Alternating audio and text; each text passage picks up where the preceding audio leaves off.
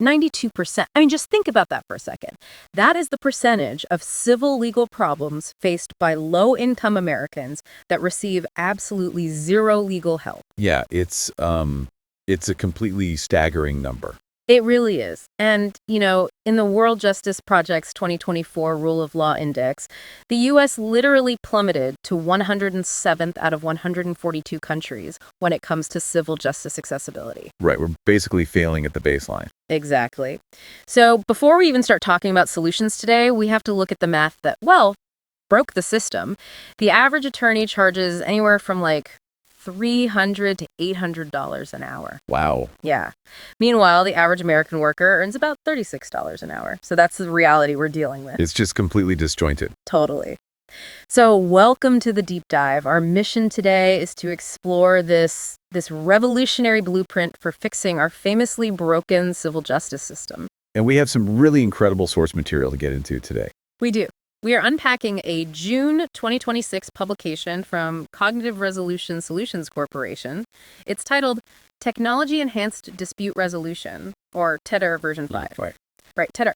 And we're investigating how merging AI, emotional analytics, and electronic negotiation could, democratize access to justice. Without actually stripping away the human element, which is the really crucial part. Exactly. And this matters directly to you, the listener, because the stats show that 66% of all Americans have experienced a legal issue in the past 4 years alone. Yeah, it's practically unavoidable. It is. So whether you are dealing with a disputed medical bill that you never should have gotten, or maybe a shady contractor who vanished with your deposit. Or a landlord playing games with your security deposit. Right, exactly. You are highly likely to face a dispute where traditional court is just, way too expensive to even consider. Oh, absolutely. I mean, the financial gulf alone explains the collapse. When the cost of resolving a dispute is actually higher than the value of the dispute itself. Right, you're just losing money trying to get your money back. Exactly.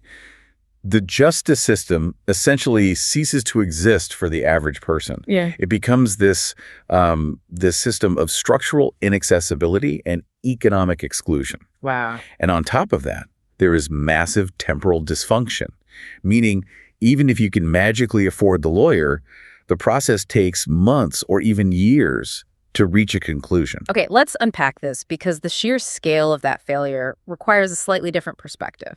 It's basically a high-end, incredibly exclusive country club. That's a great way to put it. Right, because on paper, the American legal system says everyone has the right to play the course. The doors are supposedly open to the public. Technically, yes. But the reality is that the rules of the game are written in this completely secret language that takes, 3 years of law school just to decipher. Oh, absolutely. And the greens fees, those $300 an hour lawyer rates, they intentionally keep 92% of people standing outside the fence just watching the game. And, those traditional attempts to supposedly open the doors to that country club, they've largely been an illusion. What do you mean by that? Well, for decades, the public was told that small claims courts or mandatory arbitration clauses would level the playing field. Right, getting things out of the scary formal courtroom. Exactly. The assumption was that it would make things cheaper and fairer for you. But if you look at the research from the Economic Policy Institute, mandatory arbitration has actually evolved into a mechanism that systematically advantages repeat corporate players. Wait, how does that work mechanically? So the mechanics were entirely skewed. A large corporation writes the contract, right? Right. And they go to arbitration hundreds of times a year. Oh, I see. So they know the arbitrators personally, they understand the procedural loopholes, and they are literally repeat customers for these arbitration firms. Wow. While the individual claimant is stepping into that arena for the very first time. Exactly. Yeah. Consequently, individuals fare dramatically worse in arbitration than in litigation, both in their win rates and in their final recovery amounts. It's really stacked against them. Okay, but if the legal establishment knows the system is this broken and that these supposed alternative reforms like arbitration are failing the average person, why don't they just simplify the rules of civil procedure? That is the million-dollar question. Right. Why not rewrite the rules in plain English, drop all the arcane Latin phrases, and just lower the barrier to entry? What's fascinating here is that the system was fundamentally designed by lawyers, for lawyers. Ah, okay. Yeah. The structural incentives of the legal system powerfully and violently resist simplification. The entire establishment is economically rewarded for adversarial complexity. So making it complicated is literally how they make their money. Precisely.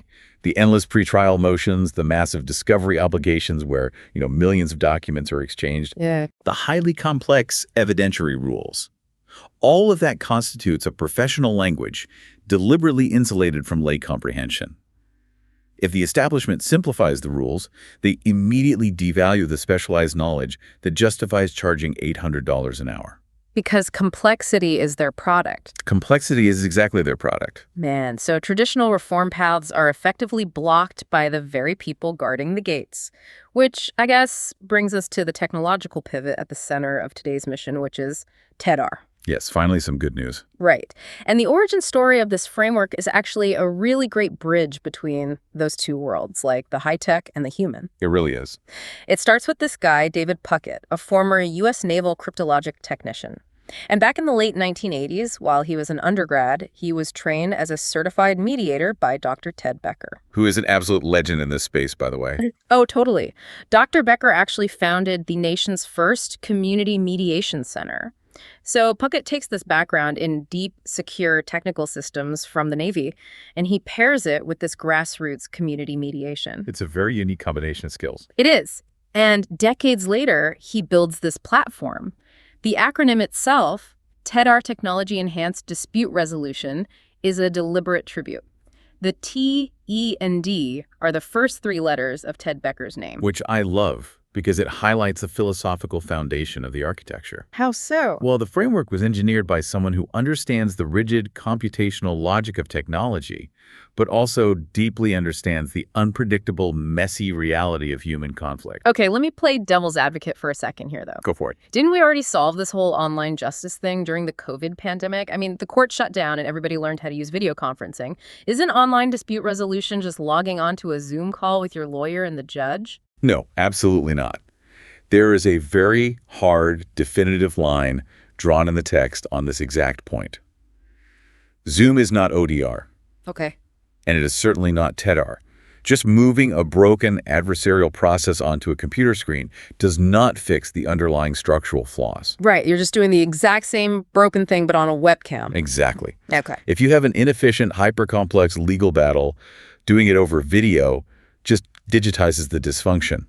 To actually solve the mechanics of the problem, TeDR version 5 operates as a very specific three-tier ecosystem. Let's walk through what a user actually experiences in those three tiers. Say you are the person dealing with that shady contractor who disappeared with your money. How does this work mechanically? Okay, so the first tier is avoidcourt.com. This is the consumer-facing platform. Got it. And internally, it's described as TurboTax meets negotiation. Oh, that's a brilliant analogy. It really clarifies it, because when you use TurboTax, you don't need to understand the U.S. tax code, right? The software asks you plain English questions and translates your answers into the correct legal forms. Right, you just answer like, did you buy a house this year? Exactly. Avoid Court does the exact same thing for disputes. It handles the intake, structures the grievances, and guides the negotiation process without requiring any legal expertise from the user at all. Okay, that's tier 1. And the second tier? That is Justine AI. This is the underlying artificial intelligence engine, and it goes far beyond, like, a customer service chatbot. So it's not just a chat window? Not at all. It mathematically calculates settlement ranges based on historical data and probability models, but simultaneously it analyzes the emotional logic of the communications. Wow, okay. We definitely need to come back to that emotional logic part in a second, but what's the third tier? The third tier is Resolve Talk. This operates as an integration layer, sort of like a LinkedIn-style referral system. Okay, how does that work? Well, if the negotiation hits a wall and requires actual legal advice, Resolve Talk connects users directly with legal professionals who provide fixed-fee, strictly bounded advisory services. Wait, fixed fee, so you aren't handing them a blank check? Exactly. You are paying a flat rate for specific guidance. Yeah. No surprise billing. That's huge. But, okay, we have this incredible tech stack, but here is where my mind gets completely snagged. Yeah. Human conflict is inherently irrational, right? How does a rigid math-based AI engine deal with the sheer chaos of human emotion? It's the biggest hurdle, for sure. There is this brilliant concept discussed in the text, often attributed to Maya Angelou, which is the 90-10 rule. Have you heard of this? Oh, yes. It states that 10% of a conflict is due to a difference of opinion, and 90% is due to delivery and tone of voice. Yes. So the stated subject of the dispute like the unpaid invoice or the unreturned deposit, is rarely the actual root of the conflict. Right. The root is almost always an unaddressed emotional need. Exactly. It's like if you're arguing with your teenager because they put a dent in the bumper of your car. Oh, good example. Technically, the difference of opinion is about the cost of the auto body shop. That's the 10%. But the real fight, the 90%, is about the fact that they didn't apologize or that you feel completely disrespected or they feel untrusted. The material facts are tiny compared to the massive feelings involved. Right. So how on earth does an algorithm handle the feeling of disrespect? Well, this is perhaps the most groundbreaking mechanical aspect of the platform. TeDR is actually the first framework to formally operationalize emotional intelligence, or EQ, as a core measurable component of the resolution process. Wait, an AI measuring EQ? Yes. It does this through a module called eDNA Emotional Dispute Negotiation Analysis. The system utilizes a rigorously validated psychological tool known as the EQI 2.0 instrument. Okay, but how does it actually measure that, practically speaking? Is it just giving people a personality quiz before they log in? No, it's dynamic. It is analyzing the disputants across 15 distinct areas of emotional and social functioning in real time. Like what kind of areas? Things like self-awareness, impulse control, empathy, and stress tolerance. By analyzing linguistic markers, response times, and the specific phrasing used in the platform's communications, the system maps out how each party handles conflict. That is wild. Yeah.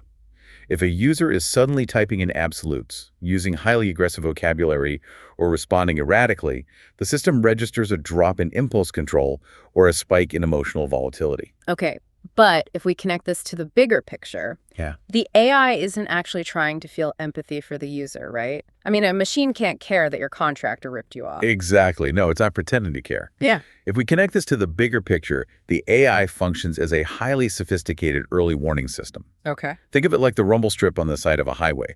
The rumble strip doesn't drive the car, but it aggressively vibrates to wake you up before you drive into a ditch. Oh, that makes total sense. Right. When Justine AI detects that a user's emotional volatility is spiking, maybe they're about to send a message that will completely derail the settlement, it flags a trained human case manager. Ah, so there's a human in the loop. Always. The human professional uses those eDNA insights to intervene, tailor their communication, bypass emotional triggers, and steer the negotiation back to the facts. The AI processes the massive amounts of behavioral data, but it keeps the ultimate direction of the case firmly in human hands. Okay, so the AI is managing the data and predicting the settlement ranges, and the human case managers are handling the emotional guardrails. Precisely.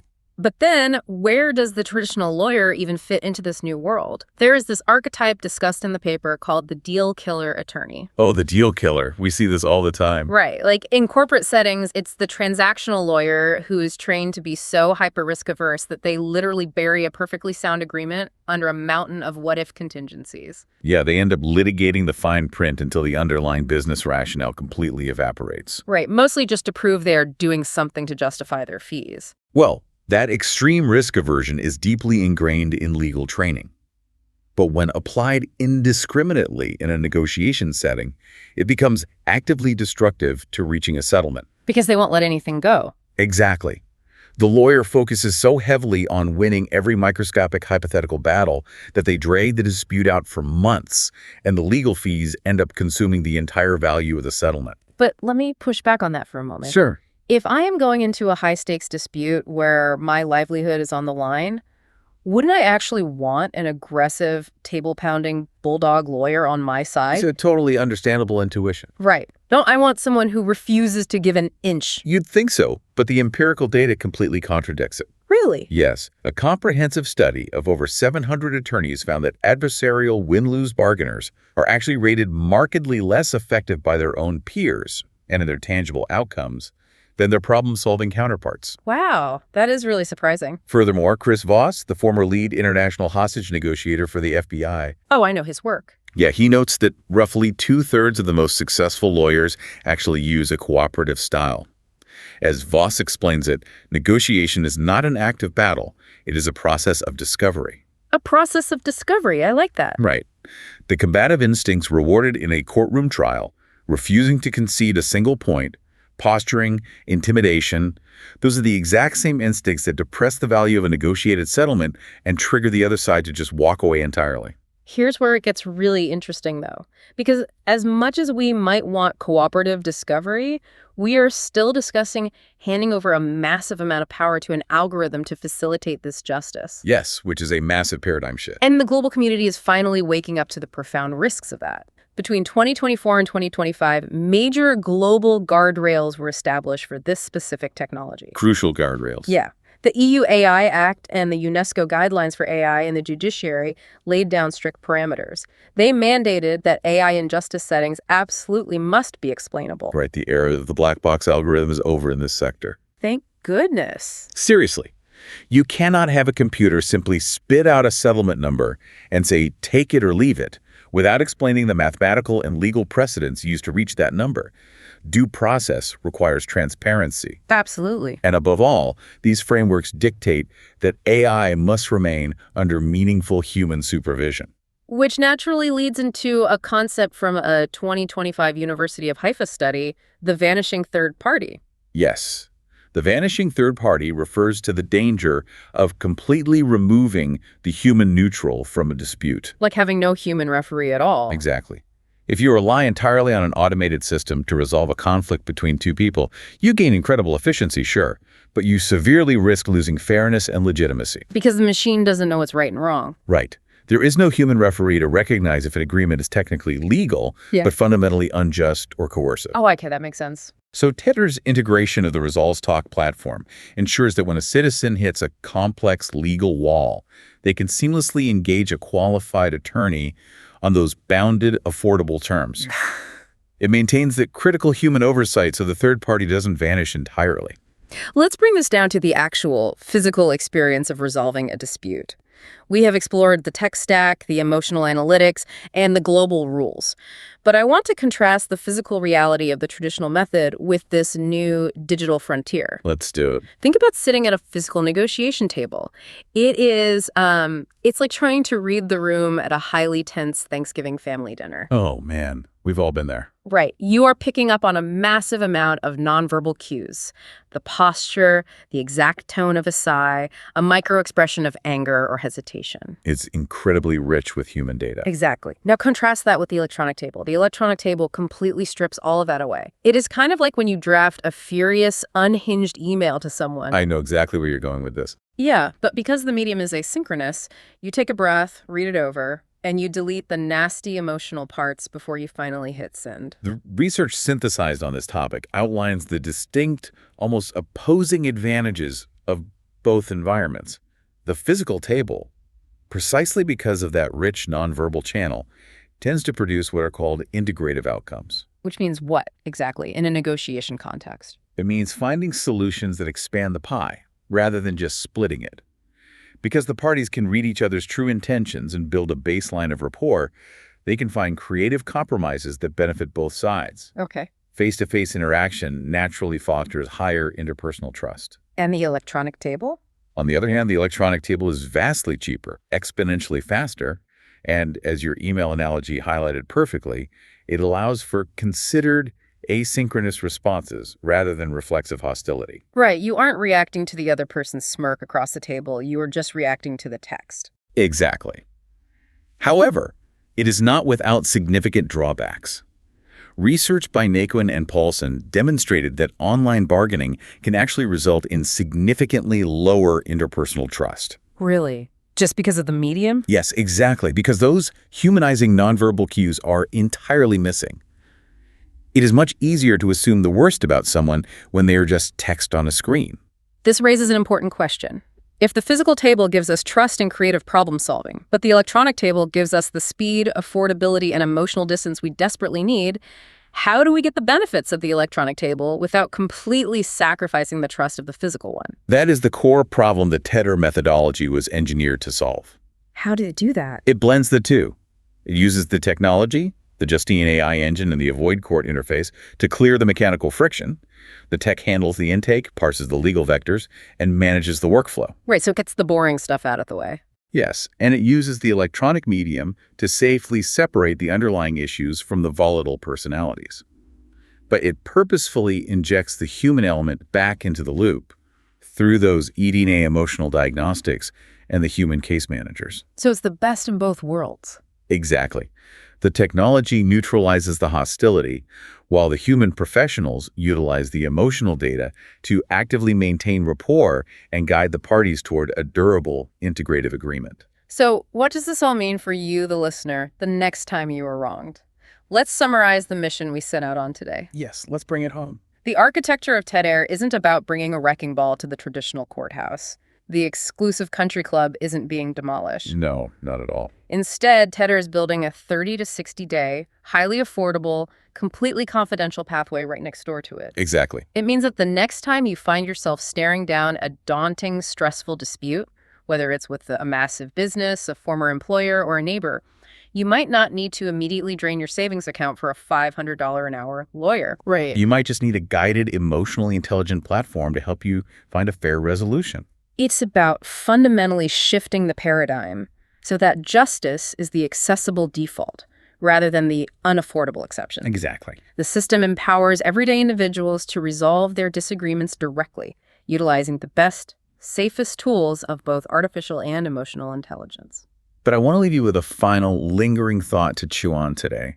We established early on that the traditional legal system is an exclusionary maze, and we desperately need this technological pathway around it. We definitely do. We know that electronic negotiation is incredibly efficient precisely because it strips away those rich, personal, and sometimes very hostile cues of a face-to-face confrontation. Right. But if our future justice system becomes perfectly frictionless, incredibly low cost, and mostly mediated through digital screens and AI algorithms, do we risk losing a fundamental human experience? That's a heavy thought. If we never actually have to sit across a physical table, look an adversary in the eye, and navigate the messy, visceral reality of their emotions, will we eventually lose our capacity for genuine, uncomfortable human forgiveness? Keep diving deep.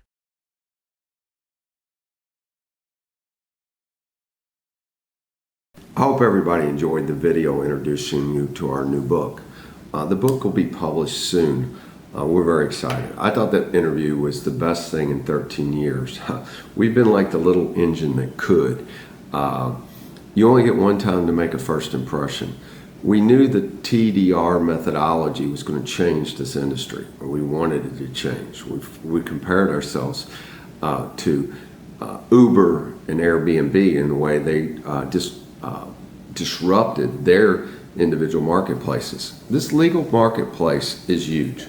We're not trying to do away with the courts. We're not trying to do away with the courtrooms. We're not trying to stop the mediation and arbitration activities that happen around the litigative process. What we're trying to do is give people another option. We think a better option, available from your phone, satisfaction guaranteed, complemented by legal advisory. Everybody's scared of AI, the human element, how we use the human element, and how our humans are trained, especially by us, to complement that. How we use EQ, emotional intelligence. 90% of conflicts are emotional. Our patent pending technology is completely revolutionary. We once were called small claims court in the cloud. I was kind of offended by that because I don't want to be seen as a court. That's why our primary product is avoidcourt.com. Justine, our dispute resolution engine, can be accessed by anyone. We have Fortune 500 companies will have their own user interface to look like it's a service of theirs, but processed by Justine. So enjoy the book when it's released. We're looking for a publishing partner. We have an academic version of the book. We're also looking for a legal industry partner. We're also looking for investors. This is going to take a lot of money to change an industry or disruptive industry. People don't like the word disruption, but it's complementary when it opens to the citizenry, the 60 to 80% of the U.S. population who cannot afford an attorney or doesn't know how to navigate the legal system. As the video points out, the legal system has made themselves complex, difficult to use, procedurally burdened. We want to remove all that. So thanks. I look forward to talking. We're available for public speaking engagements. We like to call it evangelism, passing our word out along to others. We realize it's going to take several years to change this, and we're looking for partners and early adopting customers that are ready to take advantage of this new technology. Thank you.